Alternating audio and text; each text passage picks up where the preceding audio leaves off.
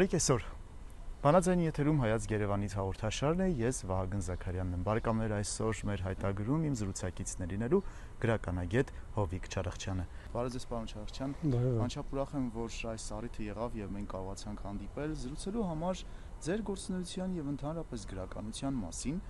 Պարոն Չարախչյան, մենք գտնվում ենք մի այնպիսի վայրում, որտեղ ապրել, աշխատել, ստեղծագործել է Ավետիք Իսահակյանը, Ավետիք Իսահակյանի տուն-թանգարանում են Երևանյան տանը եւ միջավայրն էլ յուրովի տրամադրող է։ Պարոն Չարախչյան, գրականությունը այսօր եւ գրականության նկատմամբ հետաքրքրությունը ընդհանրապես շատ է խոսվում, որ հատուկ միջոցներ պետք է ձեռնարկվեն, գործադրվեն դարձ արգիրք այս կարգախոսի ներքո։ Ինչ եք կարծում, այսօր գիրքը դուրս է եկել մեր իրականությունից, թե այնուամենայնիվ գիրքը անխախտ իր տեղն ունի։ Մշակույթի որևէ ոլորտի, արվեստի որևէ ճյուղի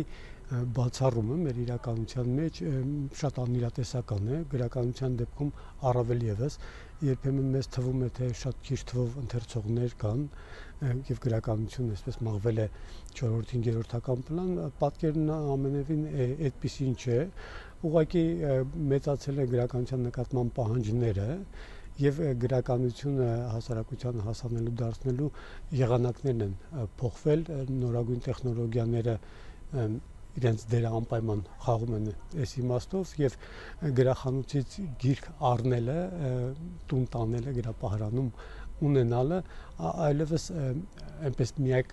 եզակի հնարավորությունը չի, տարբերակները շատ են։ Այլ խնդիրը թե հասարակությունը ինչ է կարդում եւ ով պիտի նրան ուղղորդի։ Բանն այն է, որ այսօր ցավոք շատ մեծ հետաքրքրություն կա, այսպես կոչված անարժեք գրական արտադրանքի նկատմամբ, որոնք հրապուրիչ են իրենց մարքեթինգային մատուցումներով, իրենց արտաքին տեսքով, իրենց բովանդակության այսպես գայթակղիչ պրիոմներով, իրականության մեջ նրանք որևէ նոր բան չեն տալիս, նրանք որևէ լավ բան չեն տալիս, ընդհակառակը շատ հաճախ մենք հանդիպում ենք նույնիսկ դրա աղետալի հետևանքներին, երբ մարդկանց ներշնչում են գաղափարներ, մտքեր, ապրումներ, որոնք միայն կարող են վնասել մարդուն իր կյանքի գործունեության ընթացքում, հատկապես խոսքս այսպես կոչված մոտիվացիոն գրականության մասին է, որը այսօր շատ մեծ տարածում ունի, բայց եթե վերցնեք կարդաք այդ գրքերից որևէ մեկը կհասկանաք, որ այդ գրքերի հիմքում չկա որևէ գիտական ապացույց, գիտական հիմք, գիտական հիմնավորումներ եւ կարծես աշխարհում երբևէ չի եղել ոչ փիլիսոփայություն, ոչ հոգեբանություն, ոչ սոցիոլոգիա, մարդիկ ուղղակի այսպես նստում ու գրում են այն, ինչ իրենց մտքով անցնում է այդ պահին եւ կարծում են, որ դա այն ուղղորդիչն է, որը այսօրվա ընթերցողին պիտի իր կյանքի ընթացքում ճանապարհ ցույց տա։ Ինչ վերաբերում է գեղարվեստական գրականությանը, որևէ մեկը չի էլ ժխտում, որ այո, մեր գրականությունը արդեն մի քանի տասնամյակ ապրում է այսպես անորոշության, որոնումների, ինչու՞ չէ նաև ճահճացման որոշակի շրջան, դրա համար երբեմն մատնանշում են սուբյեկտիվ պատճառներ, երբեմն օբյեկտիվ պատճառներ, բայց կարծում եմ, որ պատճառը պիտի փնտրել այլ վայրում, այլ տեղում, ես կարծում եմ, որ ուղղակի կտրվել է կապը, մշակույթի ժառանգականության կապն է խզվել, մեր շատ հեղինակներ այսպես տուրք են տալիս այլ մտայնությունների, օտար ժանրային առանձնահատկությունների, իրենց թվում է, թե այդպես իրենք այսպես նոր արարություն, նորամուծություններ են կատարում գրական դաշտ, մինչդեռ դրանով մենք ուղղակի կորցնում ենք մեր գրականության դիմագիծը եւ դիմագիծ չունեցող գրականությունն ինչպես արվեստի ցանկացած ճյուղ դատապարտված է շատերի մեջ մոլորվելու, չերևալու այդ վտանգին, բայց կան նաեւ շատ լավ հեղինակներ, շատ լավ գործեր եւ ես երբեւե հույսս չեմ կորցրել, որ մենք անպայման կունենանք մեր գրական թռիչքը, անպայման մենք կունենանք ժամանակը կթերապի նոր պահանջներ։ Դա նոր բան չի, մշակույթի պատմության մեջ, արվեստի պատմության մեջ նոր բան չի։ Այդպես լինում է, երբեմն անկում է ապրում, երբեմն մեծ թռիչքներ է ունենում, այսպես անընդհատ կայուն վիճակում չի, որովհետև ինչպես կյանքը գրականության մեջ եւս շարժումն է որոշում ամեն ինչը եւ այդ ընթացքի մեջ մենք այո ամեն ինչ կարող ենք ունենալ եւ կորուստներ եւ ձեռքբերումներ։ Ոգեղենի ընկալման ձևերն են փոխվել, տեսակն է փոխվել։ Հիշում եք, վարպետն ասում էր եւ ես ասում եմ կգա ոգու սով եւ դուք կքաղցեք ճոխ սեղանների մոտ։ Միգուցե հենց այդ պահն է այսօր իսկապես։ Ոգեղենի անհրաժեշտության բացատրությունն են կորցրել մարդիկ։ Նրանց հիմա շատ դժվար է բացատրել, թե ինչու նյութական աշխարհում պիտի լինի նաև մեկ ուրիշ աշխարհ, ոգեղենի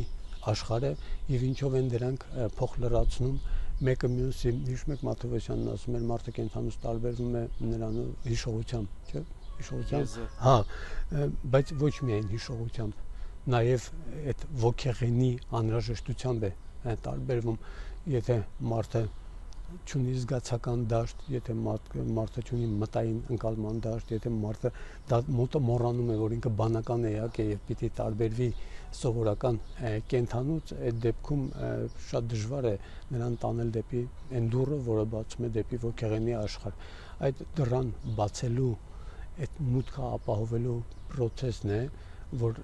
անհրաժեշտություն է այսօր եւ պիտի լինեն այն մարդիկ, ովքեր պիտի օգնեն սովորական շարքային ընթերցողին, արվեստի մյուս սիրահարներին շարժվելու դեպի այդ ուղղությամբ։ Ցավոք արվեստի շատ ճյուղեր այսօր ուղղակի ընկալվում են որպես զվարճանքի միջոց։ Ուղղակի զվարճանքի միջոց։ Ձևը, ժանրը։ Այո, ուղղակի ես ինձ լավ զգամ, իմ ազատ ժամանակը ինչ որ կերպ սպանեմ, փորձեմ տրամադրություն բարձրացնել, բայց արվեստը նման գործառույթ չունի։ Դա բոլորովին այլ ոլորտ է, այլ միջոցներ կան դրա համար եւ այս անհամապատասխանությունն է, որ բերում է նաեւ նման վիճակի։ Պարզ է, պարոն Չարախչյան, այս պահին մենք կարճատև դադար պետք է ունենանք մեր եթերում, որից հետո կշարունակենք զրույցը։ Բարեկամներ, հիշեցնեմ, որ այսօր Հայաց Երևանից հաղորդաշարում իմ զրուցակիցը գրականագետ Հովիկ Չարախչյանն է, կարճատև երաժշտական դադար է Վանաձայնի եթերում։ Խնդրեմ։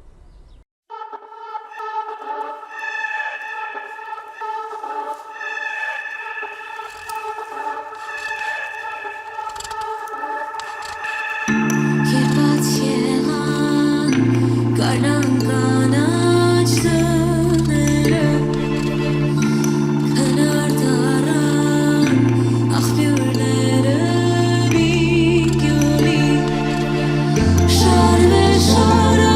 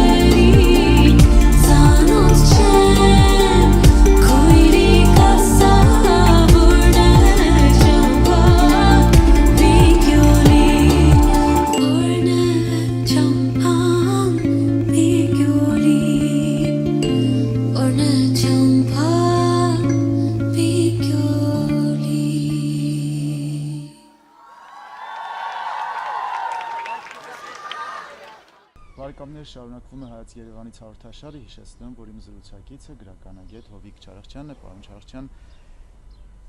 ինչ եք կարդում այսօր։ Հենց հիմա այս պահին, այսինքն նկատում գիշերը ես կարդում էի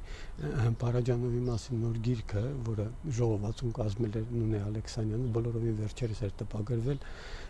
տպագրելուց անմիջապես հետո բացակայում է հանրապետությունից, ժամանակ չեղավ ընթերցելու, հետ եկա առաջին գործս դա է,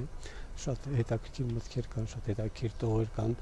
արվեստի մշակույթի նկատմամբ Փարաջանովի դատողությունները հատկապես ինձ համար շատ անհրաժեշտ կարևոր են, մեծ դպրոց է դա,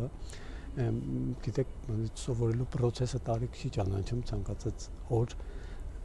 դա եւս մեկ հնարավորություն է նոր բան իմանալու, նոր բան սովորելու համար, այսօր ես Փարաջանովից եմ սովորում։ Պարոն Չարախչյան, իսկ ինչի վրա եք հիմա աշխատում։ Սովորաբար ես զուգահեռաբար աշխատում եմ մի քանի գրքերի վրա, այնպես չի որ կոնկրետ կենտրոնանում եմ մի գրքի վրա, հասնում եմ ավարտին, հետո նոր բան եմ անում, գրեթե պատրաստ վիճակում է նոր գիրքս, որը իրենց ներկայացնում է վիպակների ժողովածու, զուգահեռաբար աշխատում եմ մի գրքի վրա, որը պիտի լինի Աքսել Բակունցի կյանքի պատմությունը, այս պահին դեռևս այդ շատ դժվար process է նյութեր հավաքելու, աղբյուրները քրքրելու, արխիվներում լինելու, խոսքով այդ խառը իրարանցման մեջ է։ Իրականում Բակունցի հետ կապված շատ հարցականներ կան դեռ։ Այսինքն Բակունցը դեռևս լիարժեք բացահայտված եւ մեծ ծանոթ չէ։ Դա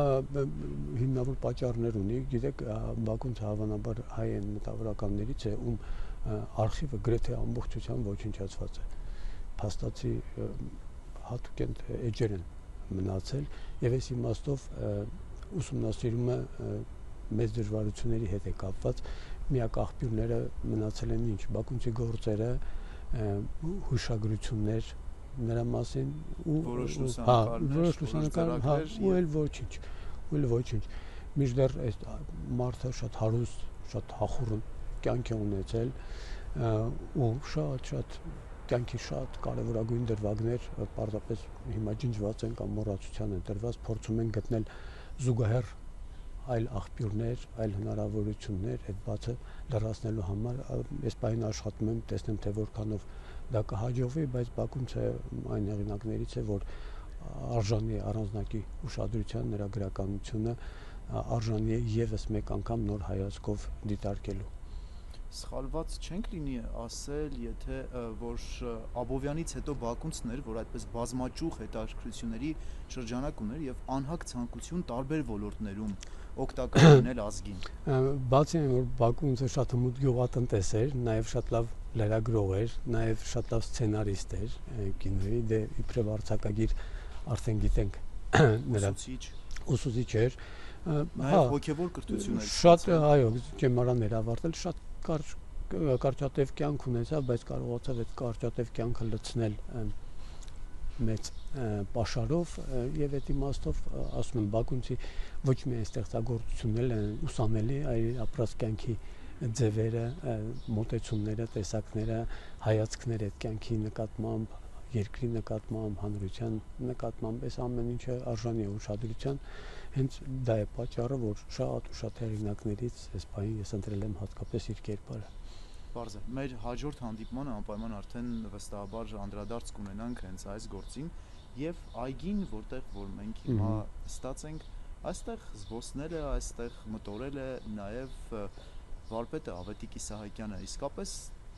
ծառեր կան, որ ինքն է նաեւ այս այգում տնկել, տպավորիչ վայր է եւ այստեղ միգուցե պետք է հաճախ գալ նմանօրինակ վայրեր։ Գիտեք, Իսահակյանն իր կյանքի վերջին 10 տարին ապրել է այստեղ եւ նրա բնակարանը մի տեսակ երկրորդ վերնատան էր վերածվել, որտեղ հավաքվում էին հայ մտավորականները,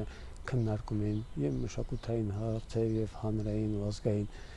խնդիրներ, վարպետը հենց այդ մագնիսն էր, որ բոլորին ձգում քաշում էր դեպի իրեն եւ հասկանալի որ այս միջավայրն էլ այստեղ գտնվող ամեն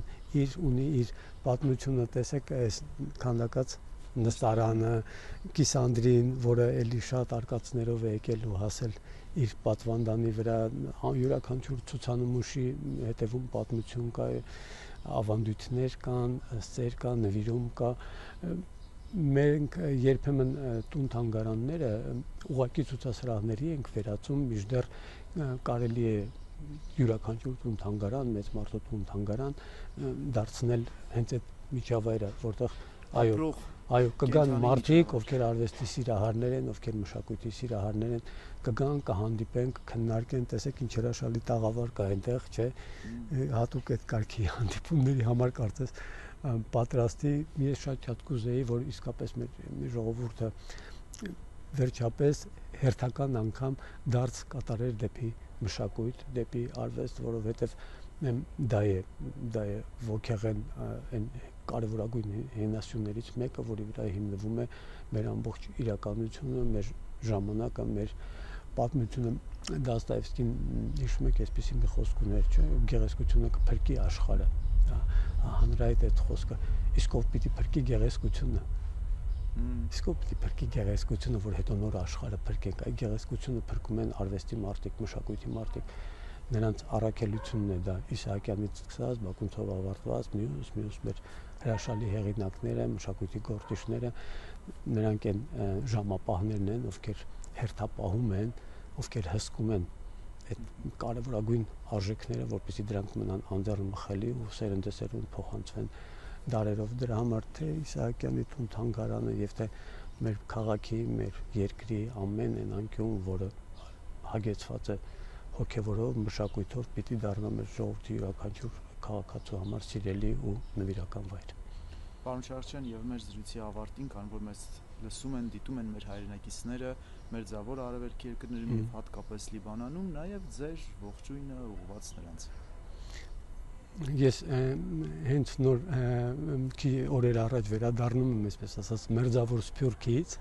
Մոսկվայից,